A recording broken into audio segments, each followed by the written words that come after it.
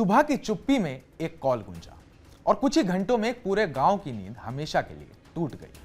आनंदपुर गांव की सड़कों पर अफरा तफरी थी, लोग दहशत में थे और झाड़ियों के पास पड़ी एक 15 साल के बच्चे की लाश ने हर किसी के रोंगटे खड़े कर दिए थे।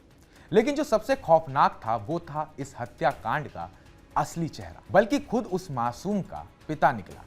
झाड़ियों में मिली मासूम की लाश गले में बंधी थी उस ही की शर्ट। 15 अप्रैल की सुबह रिद्धी सिद्धि फैक्ट्री के सामने मैदान में एक शव मिलने की सूचना पुलिस को मिली। कॉल करने वाला अज्ञात था।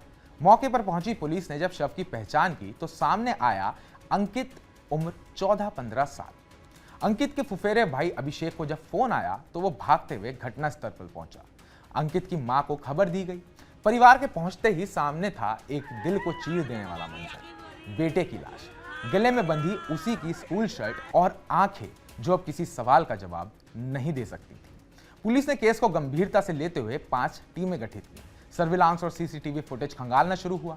पिता का कहना था कि वो अंकित को स्कूल छोड़कर आया था, लेकिन सीसीटीवी में साफ दिखा कि अंकित अपने पिता के साथ तो गया, लेकिन स्कूल तक कभी पहुंचा ही नहीं। इस खुलासे के बाद शक की सुई उसी शख्स की तरफ घूम गई जिसे बेटे का सबसे बड़ा रक्षक होना चाहिए था, यानी कि उसका पिता।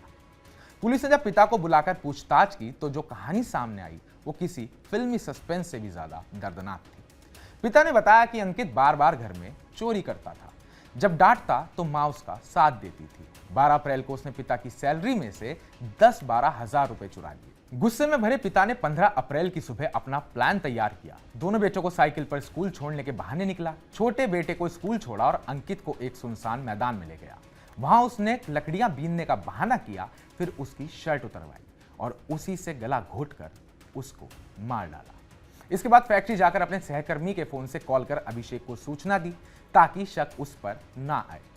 रिश्तों की नींव भरोसे पर टिकी होती है, लेकिन रुद्रपुर में एक पिता ने उसी भरोसे की हत्या कर दी। जिस बच्चे को डांटना, सुधारना और सिखाना चाहिए था, उसे अपने ही हाथों से मौत की नींद सुला दिया। अब सवाल यही है, क्या यह सिर्फ एक हत्या थी या उस नाजुक रिश्ते की भी मौत जिसे पिता पुत्र कहा जाता है? फिलहाल पुलिस ने आरोपी पिता को गिरफ्तार कर लिया है और पूरे मामले की जांच जारी है। इस खबर पर आपका क्या कहना है, आपकी क्या राय है? कमेंट बॉक्स में कमेंट करके हमें जरूर बताइएगा और ताजा अपडेट्स पाने के लिए TV9 डिजिटल को सब्सक्राइब कीजिएगा।